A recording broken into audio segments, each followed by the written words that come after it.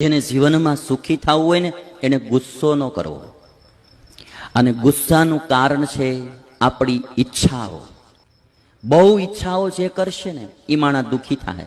મારે મારા જુવાનિયાઓને એ કહેવું છે, બહુ મહત્વકાંક્ષાઓ જીવનમાં ન રાખો, સુખે જિંદગી જીવો. આપણે બહુ ઈચ્છાઓ રાખીએ ને એટલે ગુસ્સો પણ બહુ આવે. અને જો આપણા વાળાને કેવી ટેવ પડી છે કે દેણા માસ જીવવું. આપણા વાળાના ટેવ પડી કે દેણા માસ જીવવું. હાંજ પડે એટલે તરત ફોન કરે, 500 પડ્યા છે, 200 પડ્યા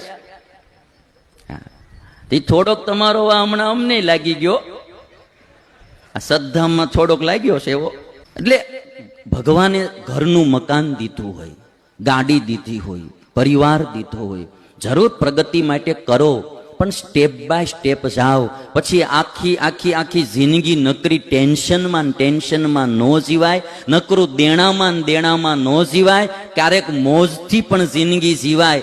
પૈસો ભેગો કરવા આપણે શરીર બગાડીએ છીએ, પૈસો ભેગો કરવા માટે આપણે સંબંધો બગાડીએ છીએ, પૈસો ભેગો કરવા માટે આપણે આપણી જિંદગીની મોજ બગાડીએ છીએ.